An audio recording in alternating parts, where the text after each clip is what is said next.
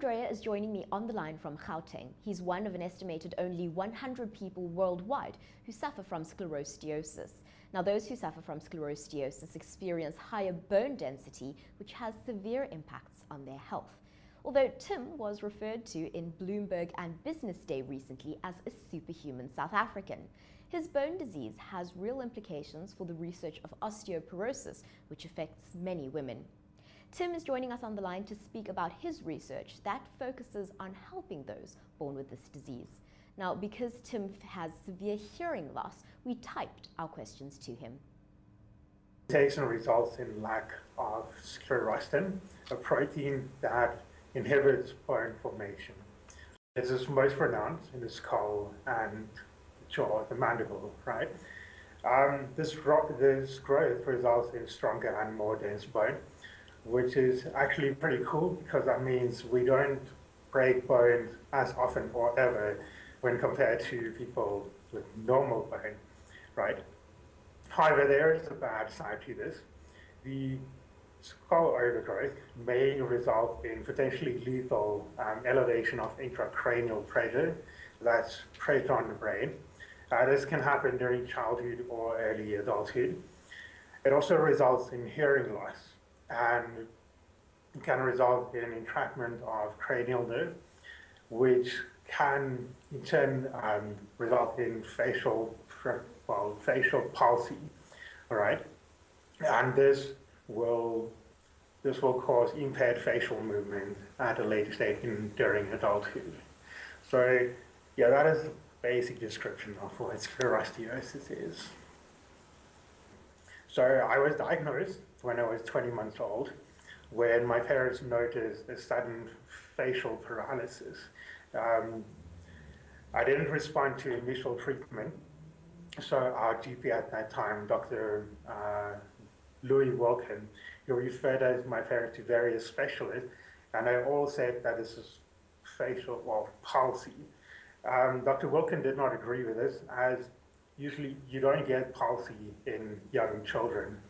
And also at the time, I was battling with chest infection, so I went for an x-ray, and the radiologist was very clued up and recognized the sclerosis symptoms.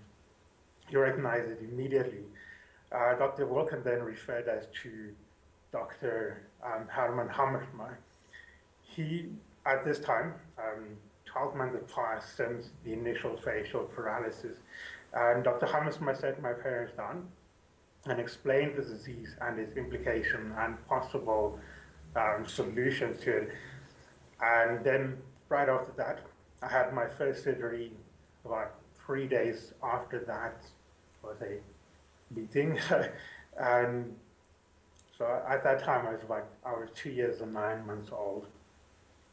Within the 12-month period, Dr. Hammersma did 4 surgeries for decompression of the facial and the audio nerves. The biggest effect for me would be the severe hearing loss. I was able to hear quite normally up until about the age of 18, 19, even though then I had to use hearing aids hear properly. Then after that, my hearing took a turn for the worse, and yeah, there is now a severe hearing loss. This really restricts my ability to fluently interact with other people, and it can be very, very frustrating for an air conducting, right? It really improves my speech recognition, and it's got a whole lot of cool attachments that makes it very, very useful. Another thing would be going for major surgery. It has some effect as you need about a month, sometimes even 2 months of time to recover afterwards.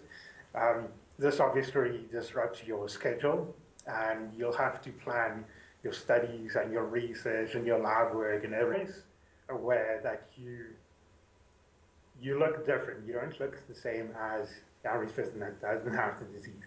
And friends and family are really great, but strangers would often take a second look or even downright stare. But for me, humans are a curious bunch, so it doesn't really bother me all that much.